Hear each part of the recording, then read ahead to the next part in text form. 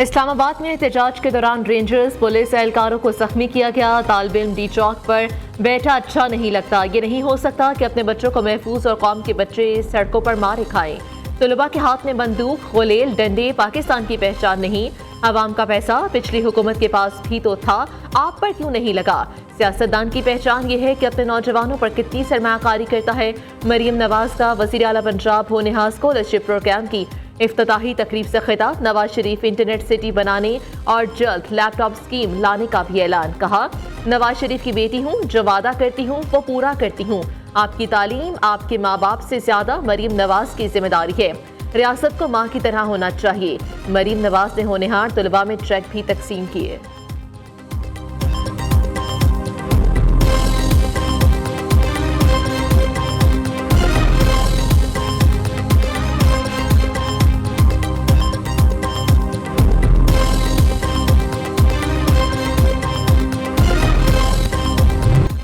PTI से पूछूंगा, अदालती अहकामात की खिलाफ वर्जी क्यों की? हुकूमत से लड़ाई में आम शहरियों का क्या कसूर था?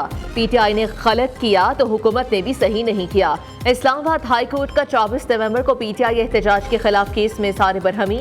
चीफ जस्टिस आमिर फारूक ने कहा कि आपने अमन अमान बहाल रखना था, मगर पूरा इस्लामाबाद बंद कर दिया। शहरियों समेत एहतजाजी मुजाहिरीन के बुनियादी हुकूक का ख्याल रखने का हुक्म दिया था। जजेस समेत कोई भी अफसर ऑफिस ना आ सका। मैं अपने ऑर्डर का खुद ही शिकार हो गया था।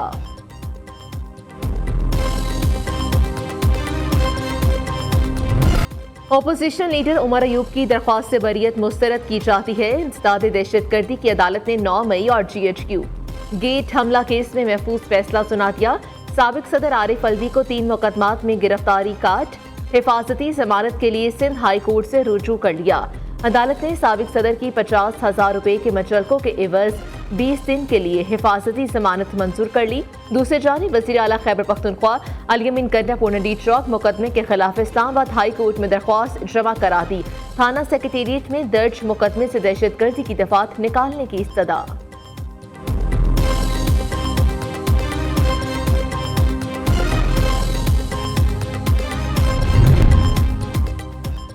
पीटीआई की तारीख है, उनका एहतजाज कभी पुरअमन नहीं होता। 24 नवंबर को गैर मुल्की वफ़द पाकिस्तान के दौरे पर था। हम इस मौके पर एहतजाज की कॉल से उनकी बदनीयती साबित होती है।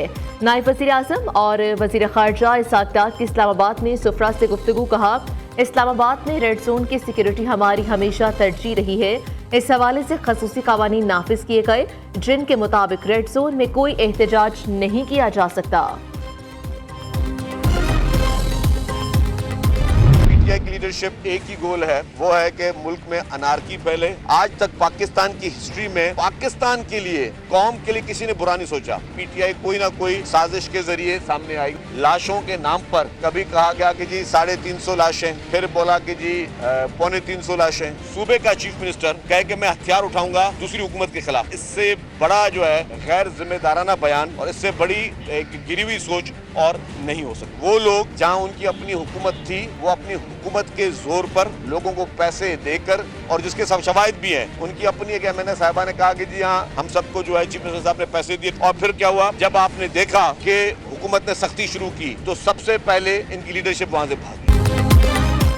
पीटीआई मुल्क दुश्मन जमात लाशों की सियासत कर रही है। अली अमीन कंडापुर का विफाकी हुकूमत के खिलाफ हथियार उठाना रियासत के खिलाफ बगावत है।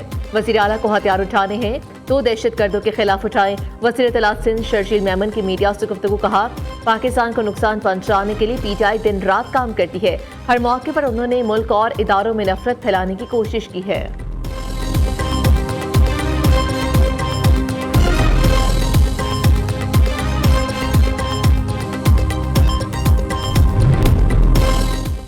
पीटीआई दहशतगर्द नहीं, सियासी जमात है। एहतजाज करना हमारा हक, करते रहेंगे।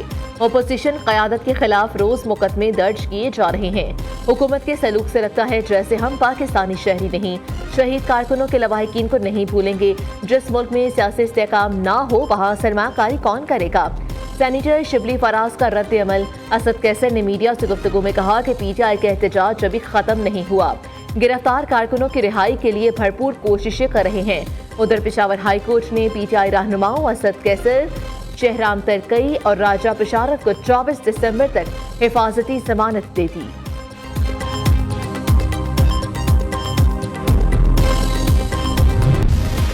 पीटीआई का 24 नवंबर का एहतजाज। इस्लामाबाद के थाना कोसार में दर्ज मुकदमे में अहम पेशरफ। पुलिस ने पीटीआई की सीनियर क़यादत समेत 96 नामजद मुल्जिमान के वारंट गिरफ्तारी हासिल कर लिए। मुल्जिमान को पकड़ने के लिए पुलिस की स्पेशल टीमें तश्कील दे दी गई।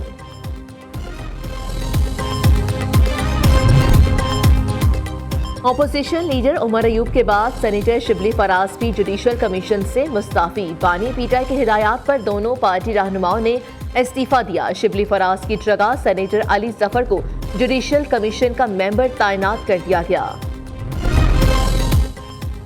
वज़ीर आज़म का दौरा सऊदी अरब निहायत अहमियत का हामिल था। शहबाज शरीफ से सऊदी वली-ए-अहद की मुलाकात गैर मामूली थी।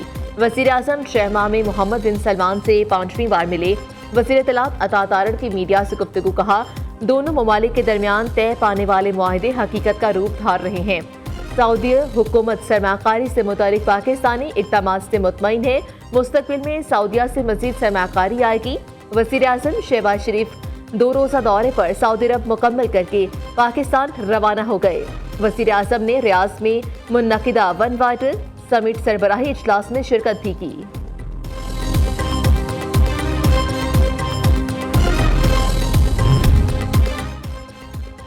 वज़ीर आला पंजाब की ज़ेर सदारत अहम इजलास। हेल्थ सिस्टम में बुनियादी इस्लाहात का जामे प्लान तलब कर लिया। 10 रोज़ में शॉर्ट और लॉन्ग टर्म इस्लाहात पेश करने का हुक्म।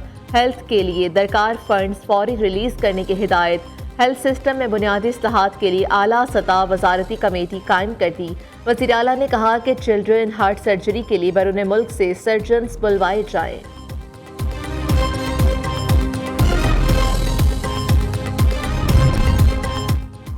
मुल्क की मईशत बेहतरी की जानिब गामजन। महंगाई की शरह 70 माह की कम तरीन सतह पर आ गई। अब हमने मुआशी इस्तेहकाम की बुनियादों को मजबूत करना है। वज़ीर ख़जाना मोहम्मद औरंगज़ेब का इस्लामाबाद में तकरीब से खिताब। कहा, करंट अकाउंट खसारे में कमी आई, मुआशी इस्लाहात का अमल जारी रखेंगे।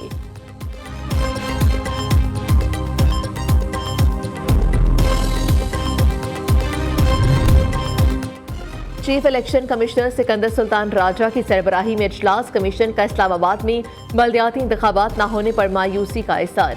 तरमीम शुदा लोकल गवर्नमेंट एक्ट 2015 के मुताबिक हल्का बंदियों के काम का आगाज का फैसला। इलेक्शन कमीशन ने कहा कि इस्लामाबाद के बल्दियाती इंतखाबात के लिए 4 मरतबा हल्का बंदियां कर चुके। जब भी इंतखाबात के इनाकात की तैयारी मुकम्मल होती है, कवानीन में तरामीम कर दी जाती हैं।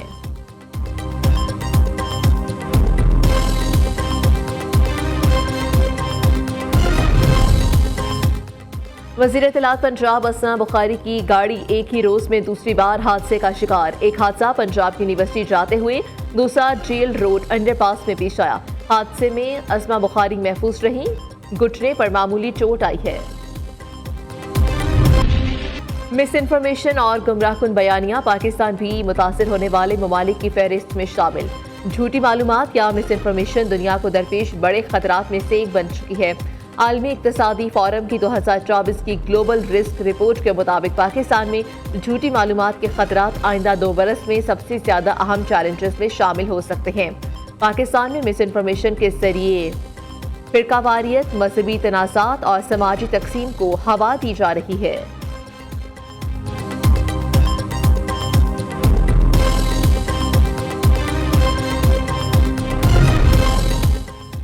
डीप फेक वीडियोस ख़वातीन को बदनाम करने के हथियार के तौर पर इस्तेमाल की जाती हैं। पाकिस्तान में डीप फेक वीडियो से मुतालिक आगाही कम है। हर पेशी पर मुझे लोगों को बताना पड़ता है कि मेरी वीडियो डीप फेक है। वज़ीर इत्तलात पंजाब असना बुखारी का फ्रांसीसी नशरियाती इदारे को इंटरव्यू। कहा, ऐसे केसेस में अदालती निज़ाम और तफ्तीश के तरीक़ेकार को बेहतर करने की ज़रूरत है। फेक वीडियो के मामले में पूरी फैमिली ने साथ दिया।